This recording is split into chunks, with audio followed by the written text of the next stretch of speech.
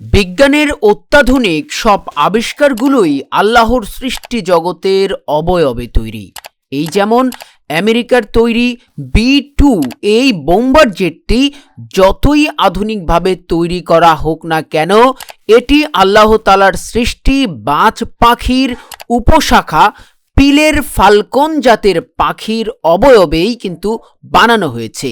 এই উড়োযানটির উড়ে চলা থেকে শুরু করে ল্যান্ডিং করার পদ্ধতি সব কিছুই বাজ পাখিদের এই জাতের মতো করে সাজানো। মানুষ যে আসলে আল্লাহ তাআলার সৃষ্টি জগৎ থেকে উপাদান নিয়ে নিজেদের আবিষ্কারের দক্ষতাকে ফুটিয়ে তোলে, এরই উৎকৃষ্ট উদাহরণ এটি। অথচ এক শ্রেণীর মানুষ আছে যারা কিনা আল্লাহর অস্তিত্বকে অস্বীকার করে তারা বিজ্ঞানকে খোদার আসনে বসাতে চায়। নাউজুবিল্লাহ। আসলে এই শ্রেণীর মানুষ নামের প্রাণীদের মনে রাখা উচিত, সৃষ্টি জগতের মাঝে যা কিছু রয়েছে, মানুষের আবিষ্কারের শক্তি কেবলমাত্র এই পৃথিবী ও সৌরমণ্ডল ঘিরেই। এর বাইরে যদি মানুষ ভিন্ন কিছু আবিষ্কার করতে পারত, তাহলে আজ থেকে 1400 বছর আগে সূরা ইখলাস কিংবা সূরা কাউসারের মতো অল্প পংক্তি বিশিষ্ট সূরা সে আমলের যাজক এবং কবিরা লিখে চ্যালেঞ্জকে জয় করতে পারত। আর এ থেকে প্রমাণ হয় মানুষের চিন্তা শক্তির খোরাকি হচ্ছে আল্লাহর সৃষ্ট এই সৃষ্টি জগতের নানা উপাদান ঘিরে। এর বাইরে আবিষ্কার তো দূরের কথা, মানুষের চিন্তা করার ক্ষমতাটুকু নেই। আসলে আকাশে যে বিমান উড্ডয়ন করে, যদি তা পাখিদের আকাশে উড়ার দৃশ্য মানুষ কখনো না দেখত, তাহলে কি মানুষের মাথায় উড়োজাহাজ বানানোর চিন্তা আসতো কখনো? বলুন তো আপনি। সত্যি কথা বলতে কি জানেন, বিজ্ঞানীরা বর্তমানে যে সকল আধুনিক আকাশযান তৈরি করছে, এসব আকাশযান তৈরির পেছনে রয়েছে মানুষের পাখির মতো আকাশে উড়ার স্বপ্ন।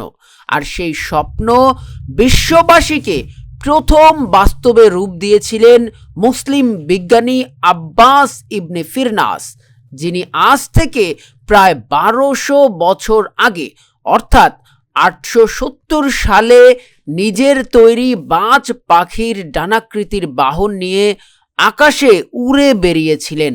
সেবার তিনি ইয়েমেনের সুউচ্চ জাবাল আল আরুস পর্বত থেকে মানব ইতিহাসের প্রথম উড়োযানটি দিয়ে ঝাঁপ দিয়েছিলেন এবং বাতাসে তিনি 10 মিনিট সময় ধরে উড়ে বেরিয়েছিলেন।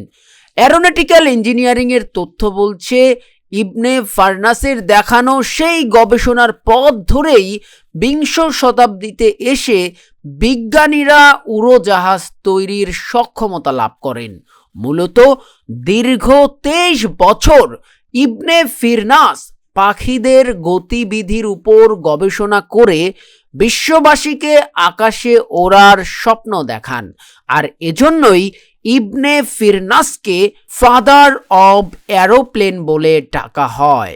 মূলত ফিরনাস যে উপাদান থেকে আকাশে উড়ার স্বপ্ন দেখেছিল, সেটি হচ্ছে আল্লাহর সৃষ্ট পাখিদের আকাশে উড়ার দৃশ্য। বিষয়টি স্পষ্ট যে আল্লাহ যদি বাতাসে ভেসে থাকা কোনো সৃষ্টিকুল সৃষ্টি না করত, তাহলে মানুষ হিসেবে বিজ্ঞানীরা আকাশে উড়ার চিন্তাও করতে পারত না। আর তাই বলা যায়, আজকের বিজ্ঞানের যত আবিষ্কার তার সব কিছুই আল্লাহ প্রদত্ত সৃষ্টি জগতের নানা উপাদান থেকে নেয়া। মানুষের চিন্তা শক্তি ততটুকুই সুশৃঙ্খল ও পরিপাটি, যেভাবে মহান রব্বুল আলামিন নানা উপাদানে পৃথিবীকে সাজিয়েছেন। অন্যথায় মানুষ বাতাসে সমুদ্র সৃষ্টি করে পারলে নৌযান চালিয়ে দেখাত, যা কখনোই সম্ভব নয়।